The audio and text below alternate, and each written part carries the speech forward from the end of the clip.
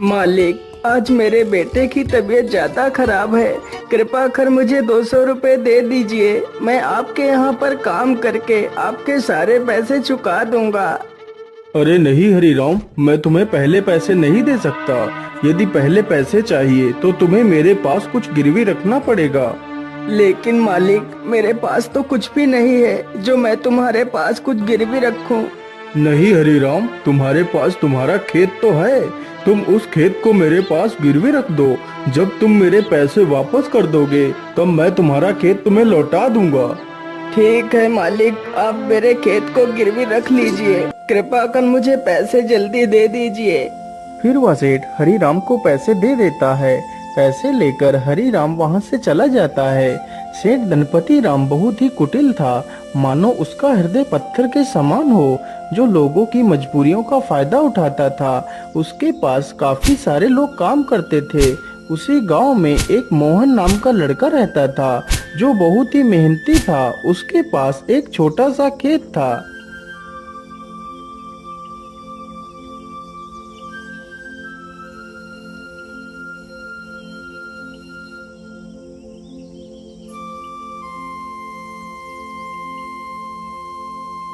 अरे मोहन बेटा, जरा पानी वानी तो पी लो। तुम तो कितनी मेहनत करते हो। हाँ चाचा, क्या करूं, बिना मेहनत के तो कुछ होगा भी नहीं। हाँ बेटा, तुम्हारी इसी मेहनत की वजह से ही तुम इस छोटे से खेत में दोगुनी फसल उगा पाते हो।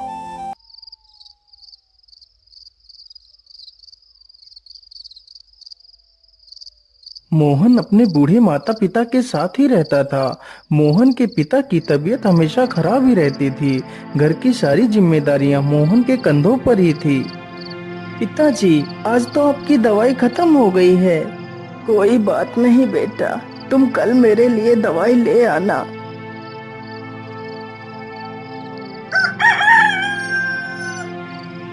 मोहन सुबह उठकर अपने पिता के लिए दवाइयां ले आता है। माँ, मैं पिताजी के लिए दवाई ले आया हूँ। आप पिताजी को दवाइयाँ समय से खिला देना। हाँ हाँ बेटा, मैं तुम्हारे पिता को दवाइयाँ खिला दूंगी। माँ, आज तो मौसम कितना अच्छा है। मैं आज ही खेत में बीज बो देता हूँ। ठीक है बेटा, जैसा तुम्हें अच्छा लगे वैसा ही करो।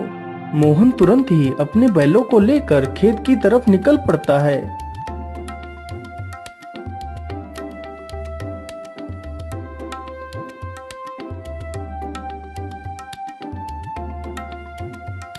हर्र, चल चल चल चल चल, आज हमें इस खेत को जोतना है और इसमें बीज बोना है। मोहन कुछ ही देर में सारा खेत जोत देता है और बीज बो देता है।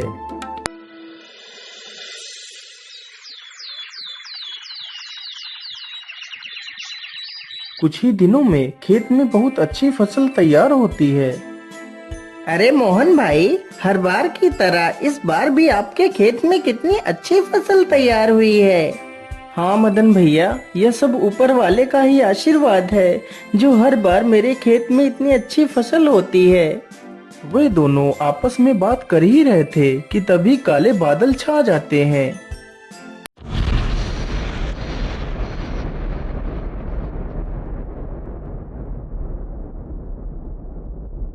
अरे मोहन भाई, यह अचानक से काले बादल कहाँ से आ गए। मुझे लगता है आज तो कितनी जोर का तूफान आने वाला है। चलो जल्दी से घर चलते हैं। अरे मदन भाई, ठीक ठीक बोलो। यदि तूफान आ गया तो हमारी सारी फसलें बर्बाद हो जाएंगी। वे दोनों इतनी बात कर ही रहे थे कि तभी जोर जोर से हवाएं चलने लगती हैं और हवाओं के साथ जोर की बारिश आ जाती है।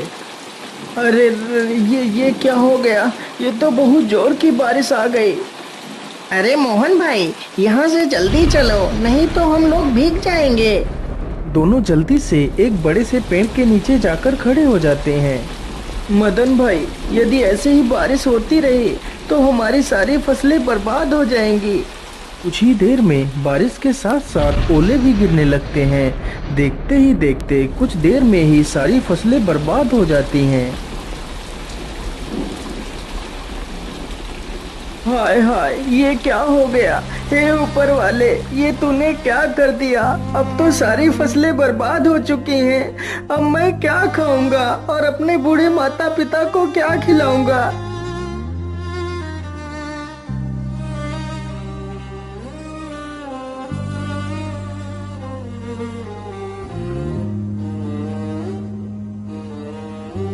बेटा, तुम चिंता मत करो, ईश्वर पर भरोसा रखो, सब कुछ ठीक हो जाएगा।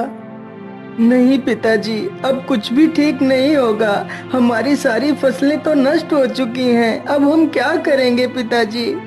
बेटा, तुम चिंता मत करो। तुम कल ही सेठ धनपति राम के घर चले जाना। वह तुम्हें काम पर जरूर रख लेंगे।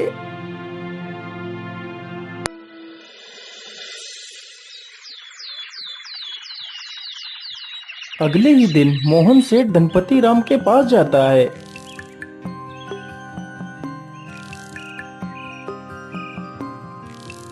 सेठ जी, मैं बहुत परेशानी में हूँ। कृपा कर मुझे किसी काम पर रख लीजिए। मोहन सेठ को अपनी सारी कहानी सुनाता है। सेठ जानता था कि मोहन बहुत मेहनती इंसान है। वह कम खेत में ही दोगुनी फसल उगा लेता है। यदि वह मोहन को काम पर रख लेगा तो उसे दोगुना फायदा होगा। लेकिन सेठ उसकी मजबूरी का फायदा उठाना चाहता था। हाँ हाँ मोहन, मैं तुम्हें काम पर तो रख लेता, लेकिन मेरे पास अभी तुम्हारे लिए कोई काम नहीं है। तुम अभी अपने घर वापस लौट जाओ। जब मेरे पास काम होगा तो मैं तुम्हें बुला लूंगा। नहीं नहीं सेठ जी, आप तो मेरी मजबूरी जानते हैं। यदि मुझे काम नहीं मिला तो मेरे माता पिता भूखों मर जाएंगे। मुझ पर तरस खाइए सेठ जी, मुझे काम पर रख लीजिए। अरे वाह वाह, जैसा मैंने सोचा था बिल्कुल वैसा ही हो रहा है। यही अच्छा मौका है इससे कम पैसे में ज्यादा काम करवाने का।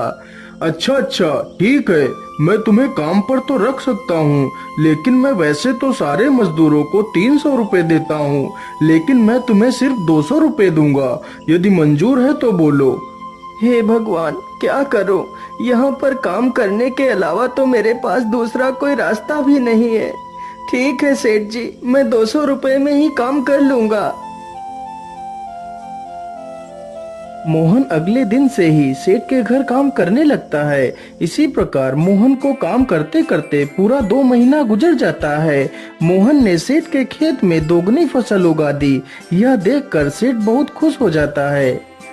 अरे वाह, मोहन ने तो इस बार कितनी अच्छी फसल उगाई है।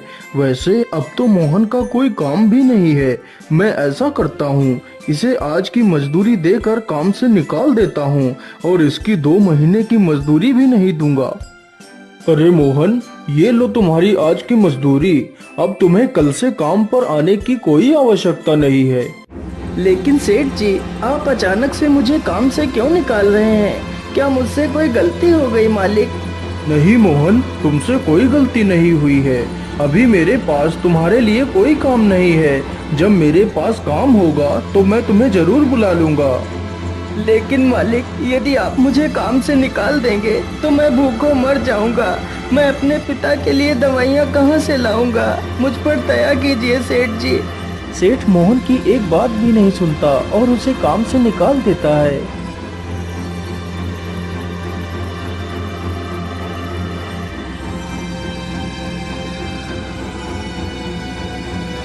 अरे बेटा, आज तुम खाली हाथ ही आए हो। आज तुम घर का राशन तो लाए ही नहीं। माँ, मुझे माफ कर दीजिए। अब मैं आपके लिए कुछ भी नहीं कर सकता। लेकिन बेटा, आखिर क्या बात है, तुम इतना परेशान क्यों हो? फिर मोहन सारी कहानी अपनी माता को सुनाता है। अब आप ही बताइए माँ, मैं क्या करूँ, कहाँ काम करूँ, किसके सामने हाथ फैलाऊं। बेटा, तुम परेशान मत हो। हम लोग आज पानी पीकर ही सो जाएंगे। वैसे भी मुझे तो भूख नहीं लगी है। और बेटा, तुम हार मत मानो। तुम कल फिर से सेठ के पास जाना। हो सकता है सेठ तुम्हें काम पर रख ले।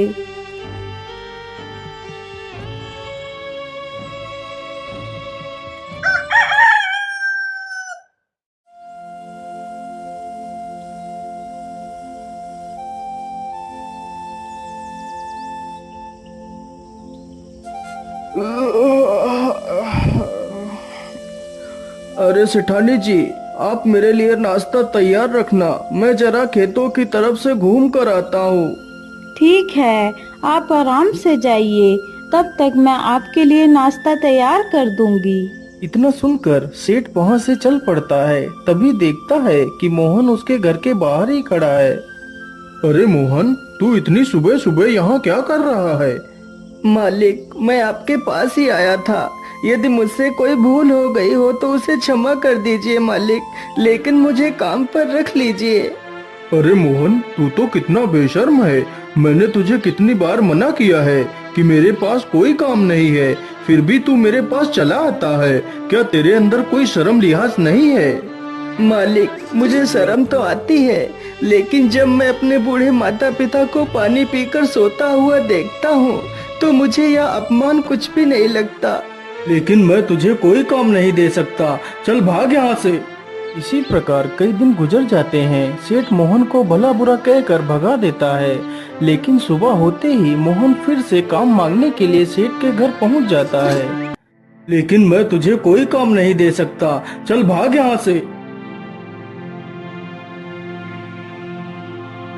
हे भगवान, मैं तो इस मोहन के बच्चे से परेशान हो गया हूँ, लेकिन यह तो सुधरने का नाम ही नहीं ले रहा। मैं ऐसा करता हूँ, कल सुबह होने से पहले मैं यहाँ से कुछ दिनों के लिए अपने रिश्तेदार के घर चला जाता हूँ, तभी मैं इस मोहन से अपना पीछा छुड़ा पाऊंगा। सुबह होने से पहले सेठ और उसकी पत्नी बैलगाड़ी में बैठकर वहाँ से चले जाते हैं।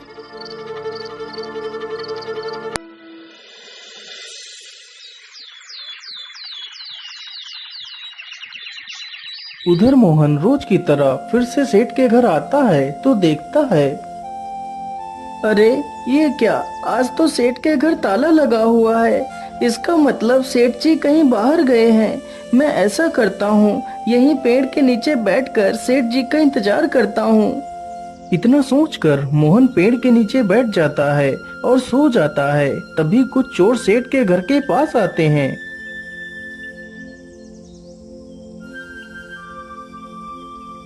अरे लल्लन, आज तो यह दुष्ट सेठ है भी नहीं। आज अच्छा मौका है, चलो आज इस सेठ की सारी तिजोरी खाली कर देते हैं। चोर जल्दी से एक पत्थर उठाता है और ताले को तोड़ने लगता है।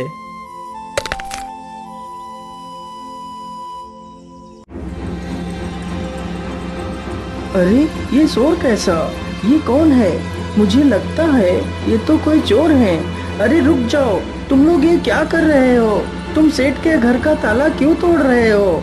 अरे बेवकूफ, तुझे दिखाई नहीं देता? हम लोग चोर हैं और यह ताला हम लोग चोरी करने के लिए ही तोड़ रहे हैं। चल भाग जा यहाँ से।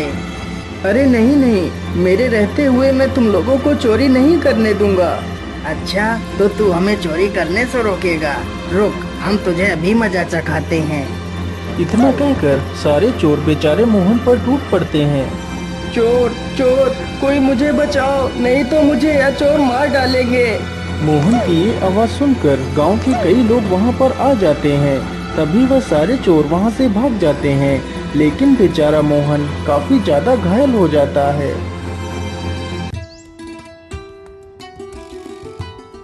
अरे सेठानी जी, अब तो हमें यहाँ पर कई दिन गुजर चुके हैं, चलो अब हमें घर वापस चलना चाहिए।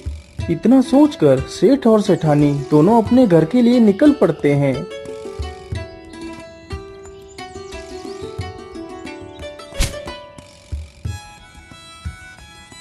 अरे वाह, जैसा मैंने सोचा था बिल्कुल वैसा ही हुआ।